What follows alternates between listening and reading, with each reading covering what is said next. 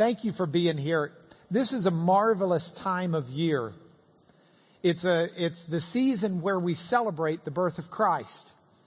And it's wonderful for me that we're going through the Old Testament looking at the prophetic promises about Jesus during this season. Because those of you who've been part of this class before know that the last Sunday of the year that we're together, I try to do kind of a Christmas class. When we were doing church history, we looked at the history of Christmas and how it developed.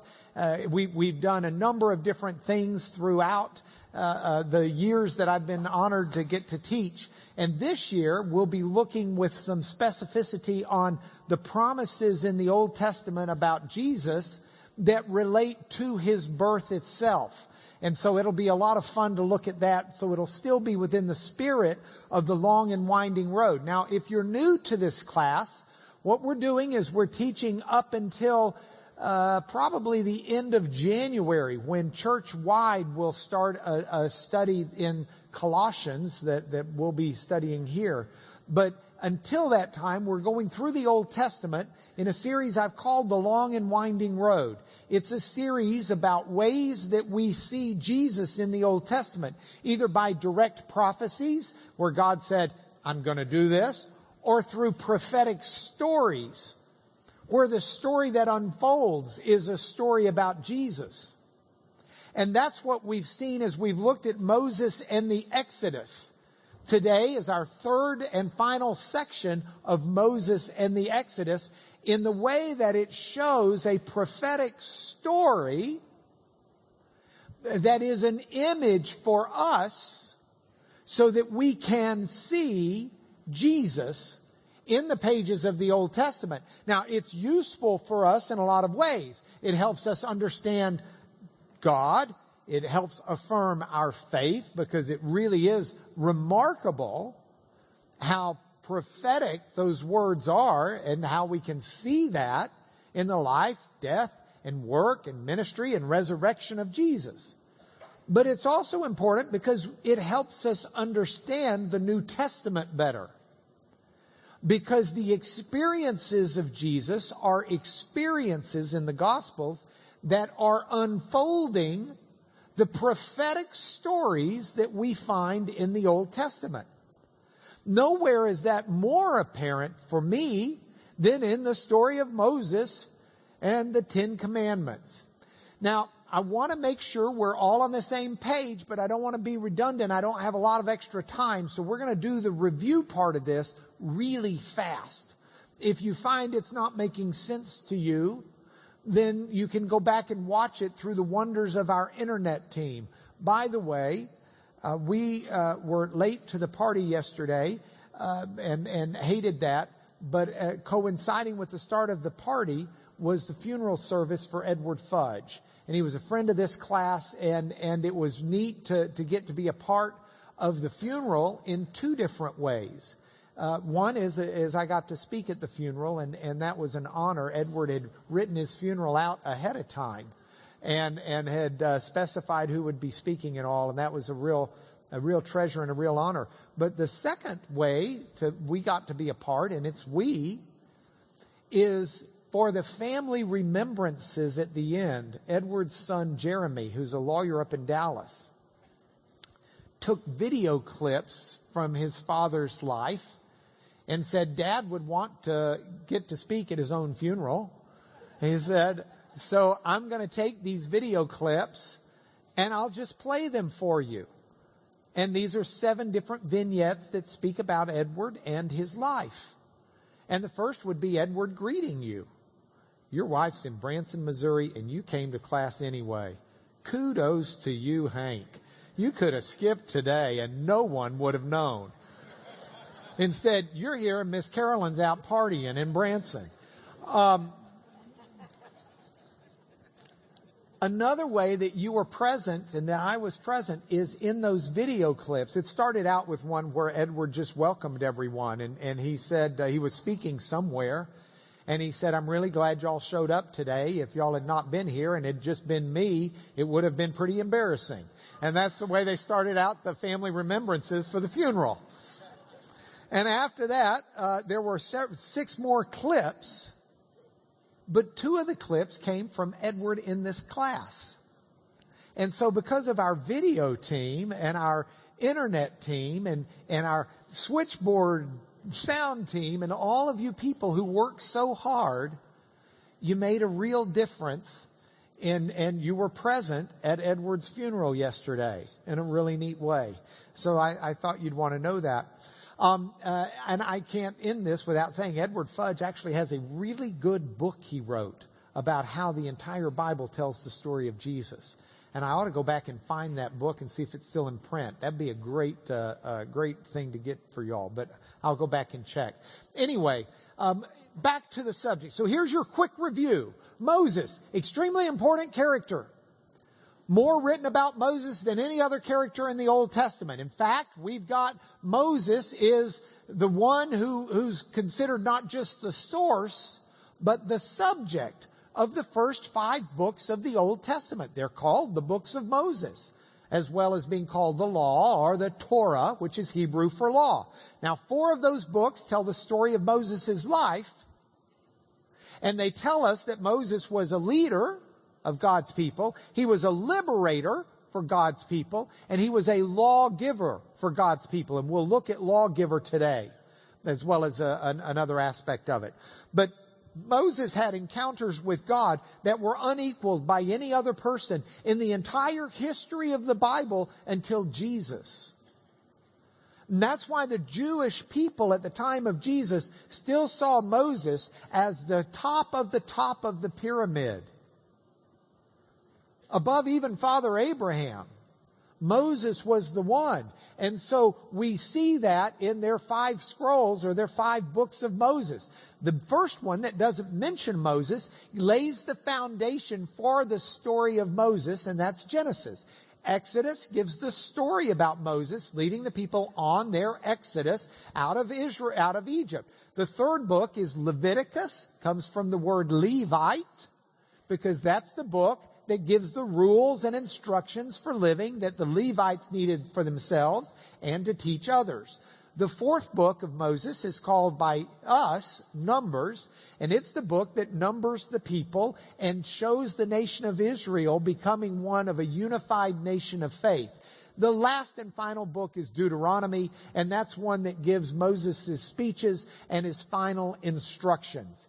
And so if we look at those and we understand those, we are remembering throughout this Exodus illustration that this isn't something the church made up. The idea that Jesus fulfills this Mosaic promise is not something the church just made up. It's something Moses himself said would happen. Moses said that a prophet like him, a leader, a liberator, a lawgiver, a prophet like him from the midst, out of Israel's offspring, the Lord, our God, would cause to arise before all of Israel. Moses told Israel, be looking for him and listen to him. That prophecy was not met. It wasn't met in the lifetime of Moses. If we put the prophecy up there, Israel's looking for someone like Moses. But we know at the end of Deuteronomy, as the book was put together, and it's put together after Moses is dead because it has the death of Moses in it. And the prophet that put it together said that there hasn't been a prophet like Moses arising in Israel since. And you get that consistent theme throughout all of the Old Testament. Throughout all of the books, they're saying, keep studying the law, keep studying the books of Moses, memorize these things, meditate on these things, chew on these things, because you'll know someone is coming as part of the promise. But you also read it and you see that that person's not come yet. And so you're hanging on for that. And you can read all of those books. But they don't give you the person. They give you photographs and stories of who the person's going to be so that you, Israel, and us would recognize the Messiah. This is why Jesus told the people, you got no excuse for not knowing me. He says, Moses talked about me. Moses told you about me. Moses lived stories that illustrate me. And Moses, as great as he was, could not be the Messiah for the people. Because Moses was a sinful human. Heavens. He can't even, when God calls him, he doesn't even honor the call of God until God makes his point with the stick. Moses, God tells him, speak to the rock the second time for water to come out. Moses can't keep the law of God. He can't even keep the instructions of God. Moses makes lots of mistakes. He's not sinless. Moses cannot solve the problems that are given in that very first book that gives the foundations for the Moses story. For all that Moses was, for all that Moses did, Moses could never solve the problem of Eden. Giving us the law can't solve the problem of Eden. The problem of Eden has been set up. It's that man and woman are made to be in a relationship with God. But because of disobedience, we live in rebellion to God.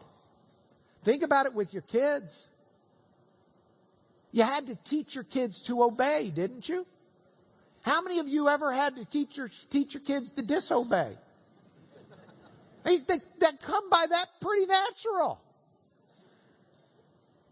I want to teach you how to lie. You don't have to teach them that.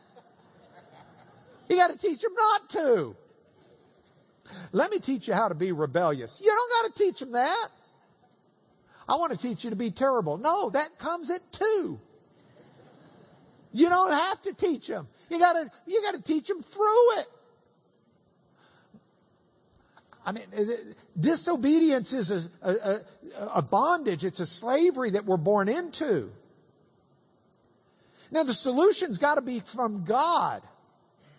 God made the promise that He would be the solution. He said, from the seed of woman will come a single male who will solve the problem that Satan has started. And that solution is given in that book of Genesis, that it's not just through the offspring of woman, but it's going to be through the seed of Abraham, through the seed of Isaac, and through the seed of Jacob. And that hadn't happened yet by the time Moses is dead, or even afterwards as those books are put together. Moses didn't solve the problem of sin. Paul will say to the Galatians, law was never going to solve the problem of sin. One of the reasons we got law is so that we would understand the problem of sin. Now all of a sudden you've been told to love the Lord your God with all your heart, soul, and might. Well, how many of you have done that today? Now you're being told to love your neighbor as yourself. How many of you have done that today? I mean, what the law does is it shows us how desperately we need a solution to sin because we truly are enslaved to it. And Moses isn't going to solve that problem. But in Jesus, we have the solution. And some people caught on real quick. Not fully, but real quick. The Apostle Philip, he goes to find his cousin Nathanael. And he says to him, we found him of whom Moses in the law and also the prophets wrote, Jesus of Nazareth, the son of Joseph.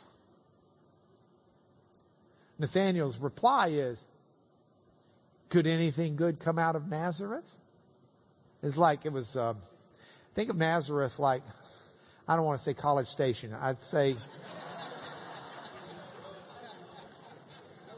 Austin. Could anything good come out of Nazareth? There is a Bible translation called the Cotton Patch Version that a fellow wrote for his PhD in Greek. And he translated the Greek New Testament into Georgian farmer dialect. So Jerusalem is Atlanta. Okay.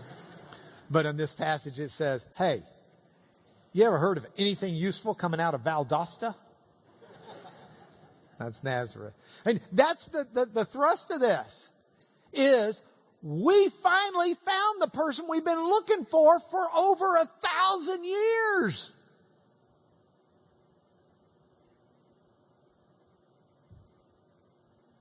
So who was this Moses?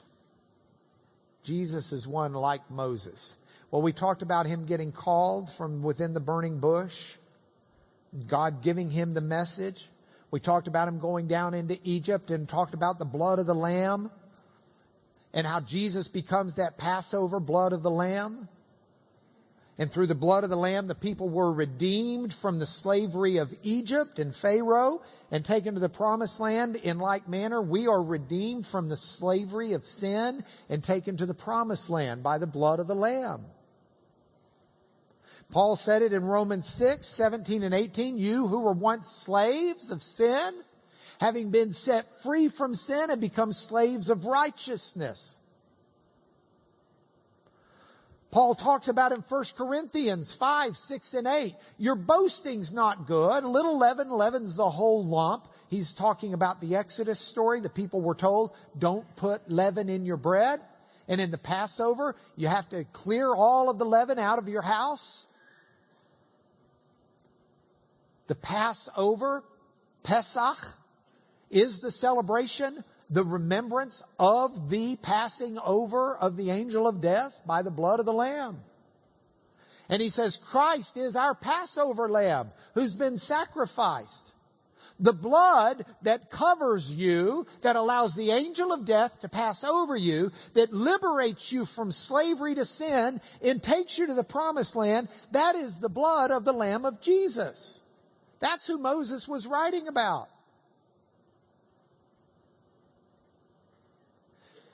I got to digress for just a moment. I just had the privilege of teaching this lesson over at Jersey Village, though it's the lesson that we're reviewing right now. But I said to them at the end, I said, think about the miserable things you have to endure in your life. Okay, just think about it for a moment. How would you like to have been one of those Israelites enslaved to Pharaoh? You understand they did not get time and a half for overtime. You understand they didn't really even get paid. They had to make their living in addition to doing Pharaoh's work. I don't want to make bricks without straw. I don't want to make bricks at all. I don't want to live without air conditioning, especially in Egypt. I don't want to be told that I've got to leave my house of 400 years to go haul out in the wilderness, carrying everything, where I don't have enough water, where I don't have enough food. And I don't do it alone. I've got to do it with like thousands and thousands of people. Because you know your tent's going to be pitched next to someone who's going to drive you crazy. Mainly because you're driving them crazy. I mean, who wants to do any of that? The Israelites were not having a lot of fun. They were, oh God, this is horrible. At least by the Nile we had leeks and onions. I don't get that. I hate leeks and onions. But they're whining and moaning. Who wants to do that? Who wants to be scared witless because Pharaoh's army's coming down on you and your whole way out is blocked by the Reed Sea? Who really wants to sit at the foot of some mountain while Moses is up there with all the lightning and thunder, wondering if he's ever going to come back? Who wants to deal with this scary God that you don't really know? I mean, it's not a lot of fun, right? If you were there, it would not be a lot of fun. But let me ask you this. What if those Israelites had been told, I know this isn't fun, what you're going through, but God is going to use this and use you to teach a bunch of Baptists on Champion Forest and Strack in 3,000 some hundred years from now, so that they will know that Jesus is going to be their source and their solution to their sin. You go through suffering. They went through suffering truly for the cause of Christ. Somehow I think that might make that suffering not fun, but cool. If you get the difference. I don't think all of a sudden it'd be fun to be back then, but I think it would have been kind of cool to know that I'm getting to live out a story that's going to illustrate to people for the rest of history who Jesus the Messiah is. That's not a bad ride. And that's what we've got here. And so they're brought out of slavery to sin to Pharaoh, just as we're brought out of slavery to sin, but we're not abandoned there. God brings us out, but He leads us in life. Heaven forbid we be set free from sin only to ignore God's leading afterwards. You see, God, by day in a pillar of cloud, guided them on their way. By night in a pillar of fire, God told them when to go, where to go, and how to go. God took care of them. And all of this they did taking Joseph's bones from 400 years earlier. Go dig up some bones from the early 1600s and you can see what it looked like. Why? Because it shows the link. All of this is part of God's promise. All of this links up to the book of Genesis. The Bible doesn't start with Exodus. It doesn't start with Moses. It starts with creation and humanity and fellowship with God. And all of this is important. So the waters were divided. The Israelites go through the waters. Paul says it this way. It's like baptism.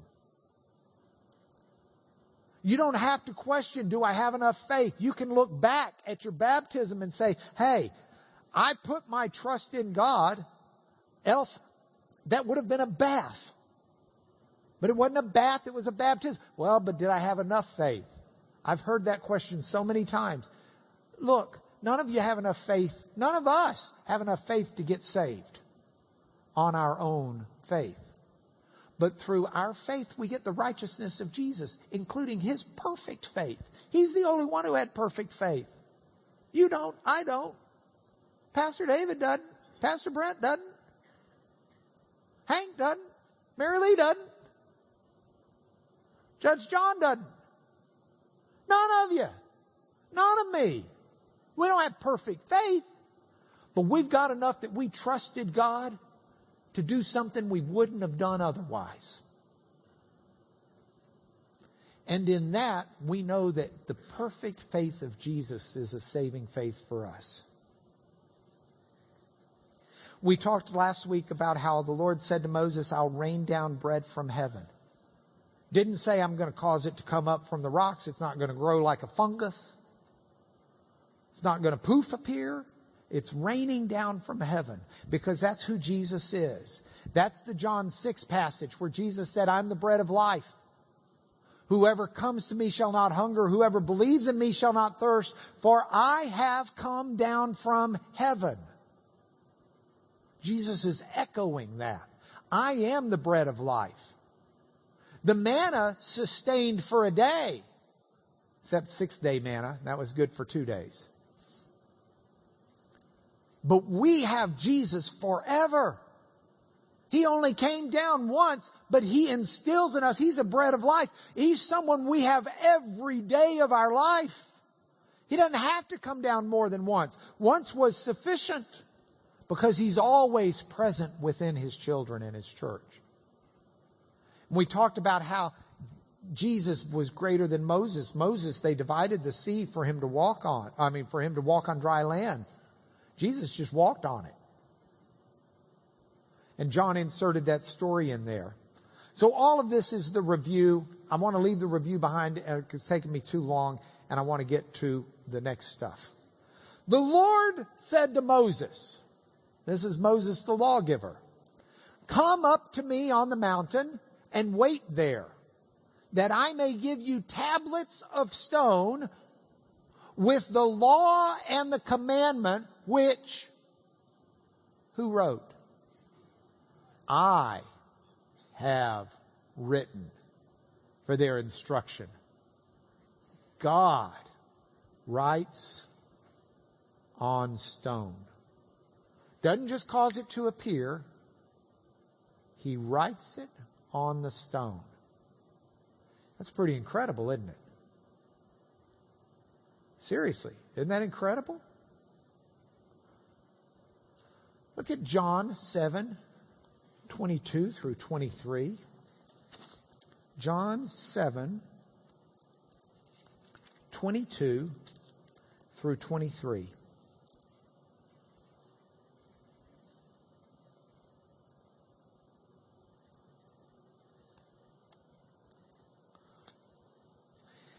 Jesus has healed a man on the Sabbath. And it's got the people all upset because he seems to have violated the law of Moses.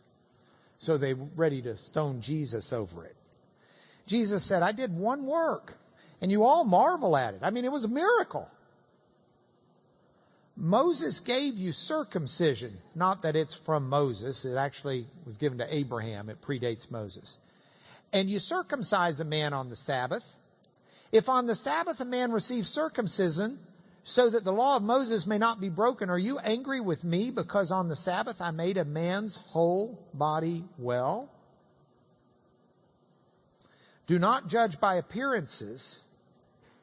Judge with right judgment." The people were all upset because Jesus seemed to transgress the law of Moses. Now, when you read John, it's really interesting how it's put together. There is a passage in John 8 that comes on the heels of this. And the passage in John 8 is one that the oldest manuscripts don't seem to indicate it was there. But it is so old that we can't figure out when it first came in, and it certainly is there in the prophetic scriptures. Now, does that mean that it wasn't in the first version of John he wrote, and it was in subsequent writings, and it was integrated in? We don't know. But it's an amazing story that is absolutely consistent with the Gospels and the teaching of Jesus. And I think the church has rightly put it in there. You'll see in the English Standard Version, it says up at the top, the earliest manuscripts don't include John 7:53 to 8:11. And one reason scholars don't typically think that it was in the original is because it just seems to be wildly inserted into a story. And if you take it out, the whole narrative reads consistent. So it's a story that's inserted within a story that it wouldn't be otherwise. If you see what's in front of it, for example, it's what I just read about, and how Jesus continues at this festival to talk about these things, and there's division among the people about who Jesus is, and he talks about how he's living water, etc., etc. And they send a lawyer to Jesus, Nicodemus, and says, "Does our law?" Or Nicodemus says to the people, "Does our law judge a man without first giving him a hearing and learning what he does?" And they said, "Oh, are you from Galilee too? No prophet comes from Galilee." And then, if you ignore the story in the middle, you get to this. And Jesus again spoke to them, saying, "I'm the light of the world." So it makes sense if you take the story out. It reads consistent. You following me? But I want to tell you something. I still think the story belongs right there in the middle, where it sticks out like a sore thumb. Because it only sticks out like a sore thumb if you don't understand the story. if you understand the story, it makes great sense. To understand the story, you need to see Jesus in the Old Testament. Look at the story that authorities recognize aren't in the oldest manuscripts. Early in the morning, Jesus comes to the temple, and all the people came to him, and he sat down and he taught them. Now the scribes and the Pharisees, they brought a woman who'd been caught in adultery. That's not quite in focus, is it? There we go. And placing her in the midst, they said to Jesus, "Teacher, this woman's been caught in the act of adultery." Now, in the law, Moses commanded us to stone such women. You got it? What do you say? They said this to test him, that they might have some charge to bring against him, figuring Jesus wouldn't endorse Moses. Jesus bent down and wrote with his finger on the ground. What did he write? John doesn't tell us. Oh, some scholars speculate he was writing their sins. Some scholars speculate he was writing any number of different things. I think if what he was writing was important, John would have told us. It's not what he was writing, it's that he was writing. With his finger on the ground up rock.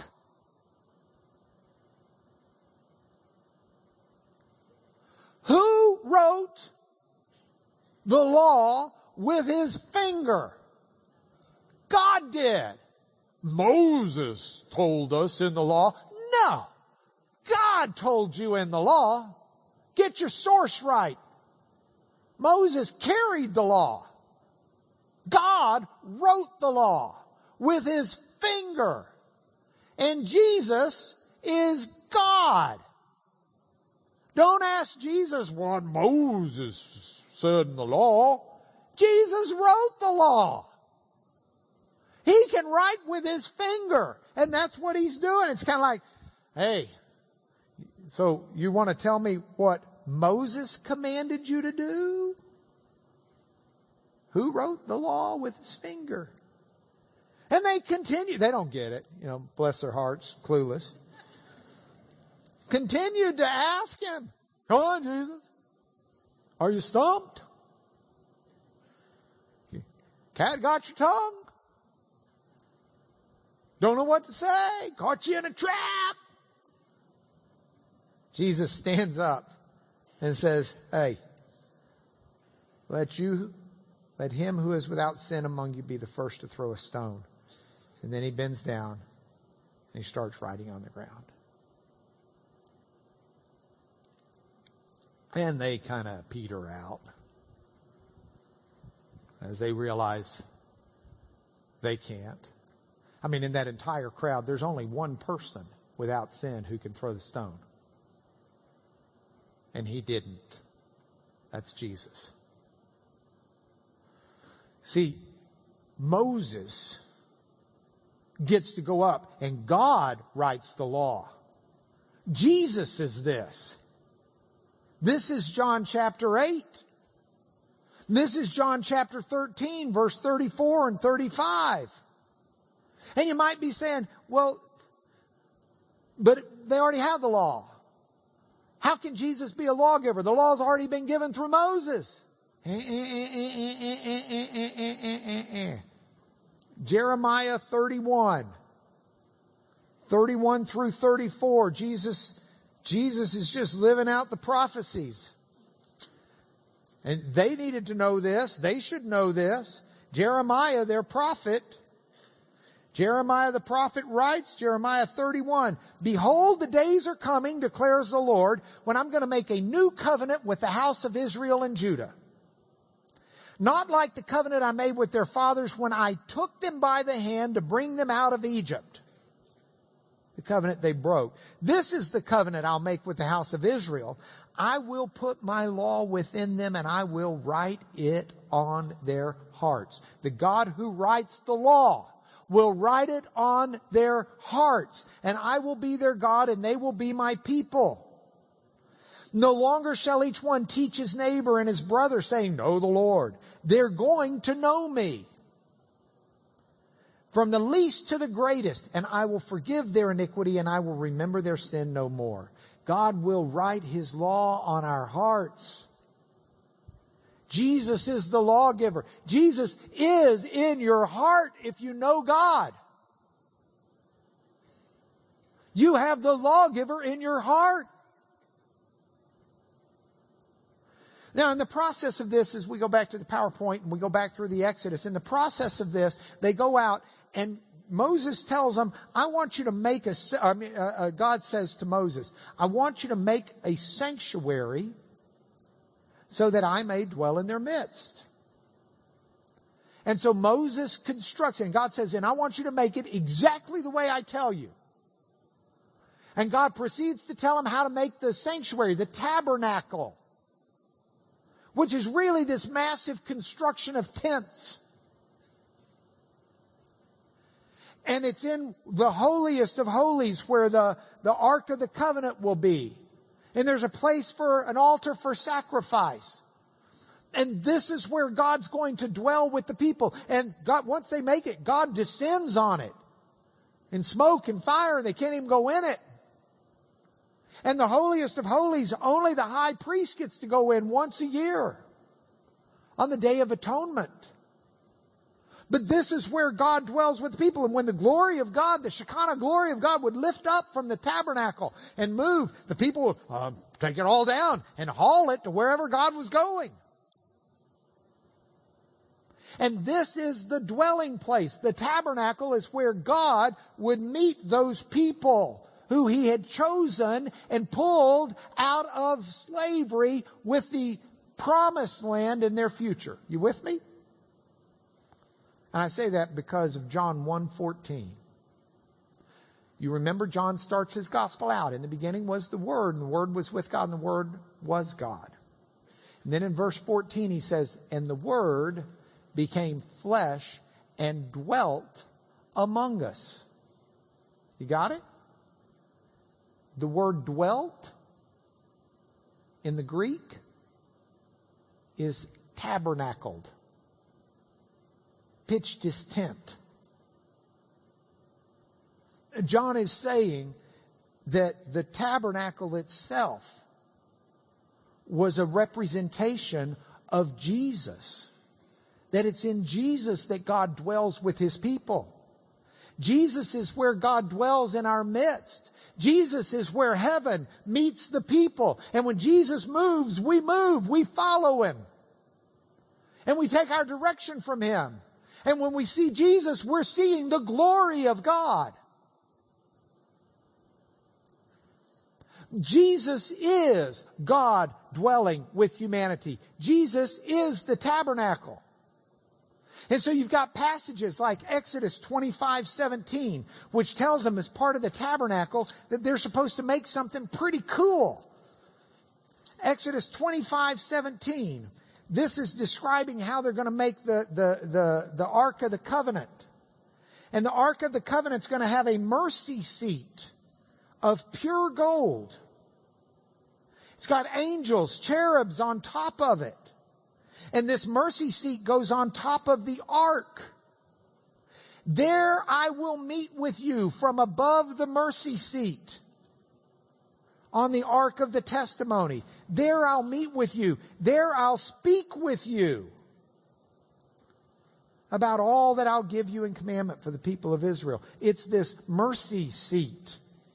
It's this, the Ark of the Covenant. Let's zoom back for a moment. The Ark of the Covenant, you all have seen this. It's on Raiders of the Lost Ark. The Ark of the Covenant has got these cherubs that have their wings that almost touch. That's your cherub. I'm not sure you knew what they look like. Now you do. Pretty sure I'm like the graphic artist for the Lord. Okay? You've got the mercy seat, and the mercy seat is pure gold. And it's on the mercy seat that the priest would come and sprinkle the blood of the sacrifices for the people. So it gets the blood of the sacrifice on the Day of Atonement, on Yom Kippur. In the Old Testament, the Day of Atonement today is celebrated differently by Jews, but you go back to the Old Testament, the Day of Atonement is celebrated, if celebration's the right word, it's honored, maybe a better word, by taking a sacrificed lamb and sprinkling the blood and saying that that will be what God sees. God will meet His people and speak to His people through the mercy seat.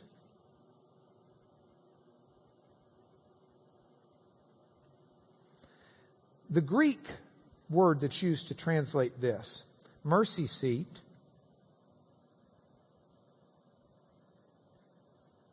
in Greek is this word hilasterion.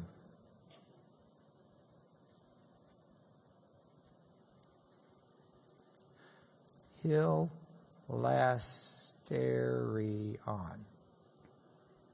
All right?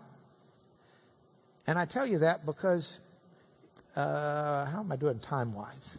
I'm not doing great. Okay. Well, let's go to the PowerPoint then.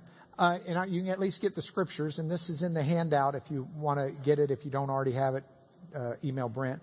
Hebrews 9 and Romans 3:25 both talk about the mercy seat. Hilasterion. Hebrews 9:5 and Romans 3:25. Hebrews 9:5. Galatians and Ephesians, Philippians, Colossians. Hebrews 9:5.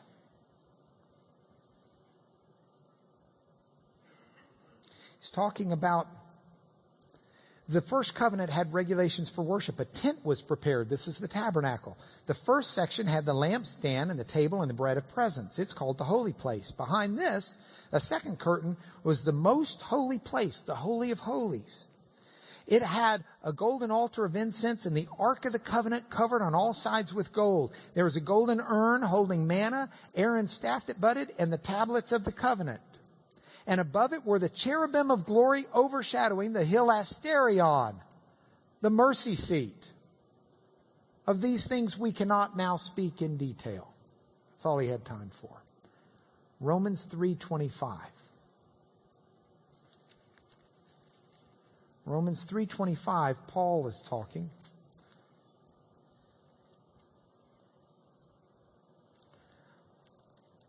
Paul is talking about how everyone has sinned and fallen short of God's glory, but everyone's justified by His grace as a gift through the redemption in Jesus Christ, whom God put forward as a propitiation by His blood. Propitiation means someone who meets God's just wrath. This was to show God's righteousness because in His divine patience, He'd passed over former sins. It was to show that God is righteous at the present time, so that He might be just and the justifier. Now, propitiation by His blood. We've got that in Greek. And a few of you read Greek, so it's worth putting up here. 3:25. Here it is. Here it is. There's the propitiation. Let me pronounce that for you. Hilasterion. It's mercy seat.